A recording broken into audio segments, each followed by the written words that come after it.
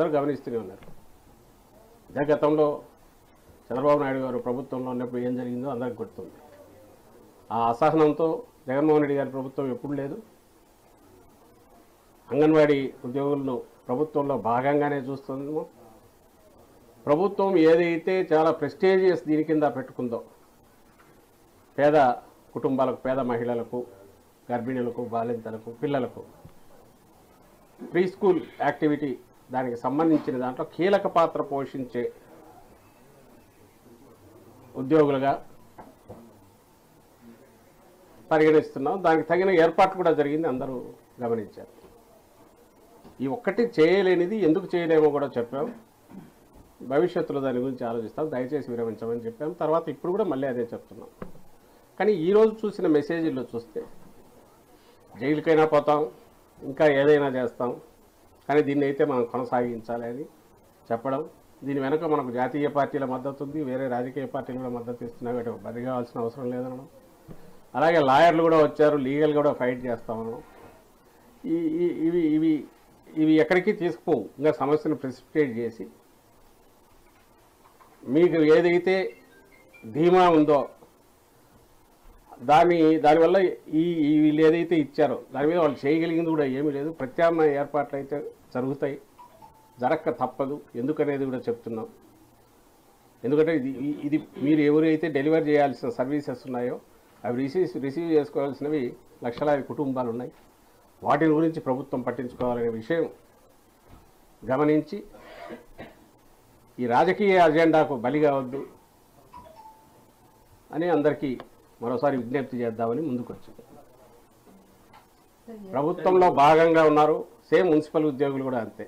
వాళ్లకు చెప్పాం, సాల్వ్ చేయగలిగినవి చేస్తాం. ఇప్పుడు చిన్న చిన్నవి ఉంటే చేస్తామంటున్నాం. వాళ్లకు తెలుసు, మున్సిపల్ ఉద్యోగులు కూడా తెలుసు. ఇవి ఇవి ఇవి ఎసెన్షియల్ సర్వీసెస్, ఇవి అత్యవసరమైనవి. ఎంటైర్ సివిక్ లైఫ్ను లేదా పేద కుటుంబాలను డిస్టర్బ్ చేసేవి. వాటిని ఎలాంటి భంగం కలిగినా ప్రభుత్వం బాధ్యత అవుతుంది. మీరు కూడా ప్రభుత్వంలో భాగం కాబట్టి అడగడం బాగుంది. అసలు ఆ సమ్మె పోకుండా కొన్ని పరిష్కారం అయ్యేది కూడా చాలా వరకు వీళ్ళు పరిష్కారం చేసినవి, సమ్మెకు పోనవసరం లేకుండానే చేసినవి, చేస్తున్నవి కూడా. వీళ్ళందరూ కూడా అంతకుముందు సిఎస్ గారి దగ్గరికి వస్తున్నారు, నా దగ్గరికి వస్తున్నారు, మంత్రుల దగ్గరికి వెళ్తున్నారు. రెగ్యులర్ ఇదైతే ఉంది ఇంటరాక్షన్. బట్ సహజంగానే శాలరీ పెరుగుతుంది మనం సమ్మె లేకపోతే అన్నందువల్ల వెళ్ళి ఉండొచ్చు. కానీ అది సాధ్యం కాదు. దానికి ఉన్న పరిమితులు, దానికి ఉన్న ఇబ్బందులు మేము చెప్పిన తర్వాత వాటిని అర్థం చేసుకొని చేస్తే బాగుండేది. ఈరోజు ఇంకోటి రౌండ్ టేబుల్ అని చూసాం. సహజంగానే తెలుగుదేశం మొత్తం అక్కడ చేరారు. వీళ్ళందరూ ఎవరంటే జగన్మోహన్ రెడ్డి గారిని టార్గెట్ పెట్టుకుని ఏదో ఒక రకంగా పొలిటికల్ మైలేజ్ పొందాలనుకునే వాళ్ళు. తప్పు కాదు, వాళ్ళకి ఆ ఇది ఉంటుంది.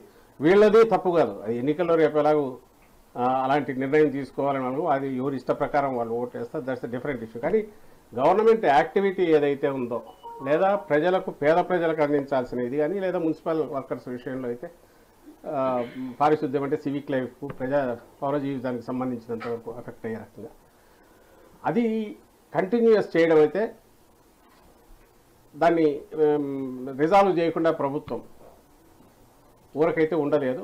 అది జరిగినప్పుడు సహజంగా అన్ని వైపులా నష్టం జరిగే ఇది ఉంటే దానివల్ల ఎవరికి ఉపయోగం లేదని చెప్పడం నా ఉద్దేశం. అది గతంలో కూడా చెప్పాం, మళ్ళీ చెప్తున్నాం. దయచేసి అర్థం చేసుకోవాల్సిందిగా కోరుతున్నాం. దాని ప్రకారం ఇప్పటికీ డోర్స్ ఆర్ ఓపెన్, వాళ్ళు చేయొచ్చు. వాళ్ళు దాన్ని ఏమంటారు, ఉద్యమం కానీ సమ్మె కానీ ఏది చేసినా దానికి ప్రాపర్ ప్రొసీజర్ ప్రకారమే నోటీసులు ఇవ్వడం ఏదో జరుగుతుంది, చూస్తారు. ఎవరి మీద ఎలాంటి దురుసుగా ఇచ్చేయొద్దని సంబంధిత పోలీస్ డిపార్ట్మెంట్ కానీ మిగిలిన వాళ్ళకు కూడా ఆదేశాలు వెళ్ళాయి. ఓన్లీ థింగ్ ఈజ్ ప్రత్యామ్నాయ ఏర్పాటు చేయకపోతే ఈ సప్లై ఏదైతే ఉందో